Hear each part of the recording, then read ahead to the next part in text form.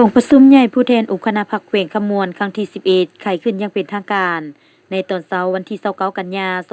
2025อยู่ที่สโมสรใหญ่คงแขวงภายใต้การเป็นประธานของสหายวัดไซพงสวรรค์กรรมการศูนย์กลางภาคเลขาพรรคแขวงเจ้าแขวงขมวนโดยการให้เกียรติเข้าร่วมของสหายบุญทงจิตมณีกรรมการกรมการเมืองศูนย์กลางภาคผู้ประจำการคณะเลขาธิการศูนย์กลางภาครองประธานประเทศแห่งสาธารณรัฐประชาธิปไตยประชาชนลาวพร้อมด้วยแขกรับเชิญและผู้แทนสมบูรณ์385สหายหญิง51สหายที่เป็นตัวแทนให้แก่สมาชิกพรรคทั้งหมดในทั่วแขวง23,464สหายหญิง 6,578สหายสหายวันไซพงสวรรค์กรรมการศูนย์กลางภาคเลขาพรรคแขวงเจ้าแขวงแขวงขมวนมีคำเห็นไขกงประชุมว่า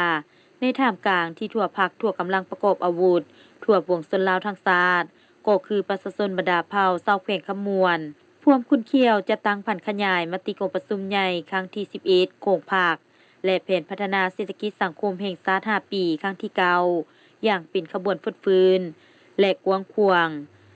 แขวงขมวนได้สำเร็จการนำพาสีนำและจะตั้งปฏิบัติมติกองประชุมใหญ่ครั้งที่11ขององค์คณะพรรคแขวงขมวนแผนพัฒนาเศรษฐกิจสังคมของแขวงซึ่งมีหลายด้านได้รับผลสำเร็จกลายเป็นผลงานและชัยชนะของทั่วองค์คณะพรรคแขวงกองประชุมใหญ่ครั้งนี้จะได้ค้นคว้าและรับรองเอาร่างบทรายงานการเมืองและร่างบทสรุปการจัดตั้งปฏิบัติแผนพัฒนาเศรษฐกิจสังคม5ปีครั้งที่10ของแขวงซึ่งเป็นเอกสารสำคัญต้นโตที่ส่งเสริมมากผลในการนำพาสีนำจัดตั้งปฏิบัติมติกองประชุมใหญ่ครั้งที่10ขององค์คณะพรรคแขวงในระยะ5ปีผ่านมาและได้กำหนดทิศทาง5ปีต่อหน้าและจะเป็นการประกอบส่วนเข้าในการจัดตั้งปฏิบัติมติกองประชุมใหญ่ผู้แทนทั่วประเทศครั้งที่12ของภาคเข้าสู่ชีวิตตัวจริงให้บรรลุผลสำเร็จตามคาดหมายที่วางไว้พร้อมนี้ยังได้ค้นคว้าและรับรองเอาห่างสำรวจการนำพารวมของคณะบริหารงานพรรคแขวงในระยะ5ปีผ่านมาจากนั้นกองประชุมใหญ่จะได้ดำเนินเลือกตั้งเอาคณะบริหารงานพรรคแขวงชุดใหม่เพื่อสืบต่อนำพาสีนำจัดตั้งปฏิบัติมติกองประชุมใหญ่ครั้งที่11ขององค์คณะพรรคแขวงให้มีผลสำเร็จและเลือกตั้งเอาผู้แทนสมบูรณ์สำโรงเข้าร่วมกองประชุมใหญ่ผู้แทนทั่วประเทศครั้งที่12ของภาค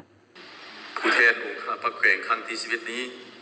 แม่นเป็นเหตุการณ์การเมืองที่สำคัญในทั่วองค์คณะพรรคกองประชุมใหญ่ครั้งนี้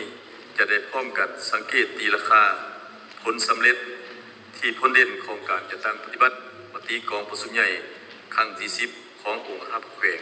และแผนพัฒนาเศรษฐกิจสังคม5ปีครั้งที่9ของแขวงในตลอดอย่าง5ปีผ่านมาโดยสรุปสังรวมและทอดถอนบทเรียนให้เห็นรวมทั้งด้านดีด้านอ่อนข้อคงคานและจะได้พร้อมกันค้นคว้าพิจารณา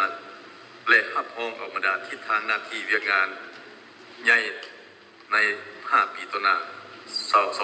2026-2030ซึ่งเป็นจุดเวลาที่สำคัญของการสร้างการหันเปลี่ยนสำคัญของประเทศชาติก้าวเข้าสู่การพัฒนาที่มีความยิ่งใหญ่ลดพรความทุกข์ยากเสริมขยายเศรษฐกิจเอกราชเป็นเจ้าตนเองให้เป็นแผนต่อยอดจากผลสำเร็จของการจัดตั้งปฏิบัติมติกองประชุมใหญ่ครั้งที่ผ่านมาที่มุ่งเน้นให้มีการยกระดับการพัฒนาแขวงขมวนพวกเขาให้ก้าวขึ้นในระดับสูงขึ้นกองประชุมใหญ่ผู้แทนองค์คณะพรรคแขวงขมวนครั้งที่11เป็นเหตุการณ์การเมืองและเป็นบัตรเลี้ยวที่สำคัญเพื่อสร้างการหันเปลี่ยนอย่างแข็งแรงลึกซึ้งรอบด้านภายใต้คำขวัญรับประกันให้ทุกคันนำพาคุ้มครองเข้มแข็งนักแน่นนำใส่ทุกท่าแห่งบ่มโซนพัฒนาเศรษฐกิจกสิกรรมอุตสาหกรรมปรุงแต่งการบริการและการท่องเที่ยวเข้มแข็งทันสมัยสีเขียวและยืนยงแก้ไขความทุกข์ยากของประชาชนให้ทั่วถึงนักแน่น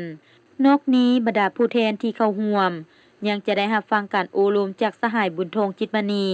กรรมการกรมการเมืองศูนย์กลางภาคผู้ประจำการคณะเลขาธิการศูนย์กลางภาครองประธานประเทศแห่งสาธารณรัฐประชาธิปไตยประชาชนลาวเพื่อเป็นเข็มชี้ทิศเยียงทางในการนำพาจัดตั้งผันขยายมติกองประชุมใหญ่ครั้งที่11ขององค์คณะพรรคแขวงขมวนในต่อหน้า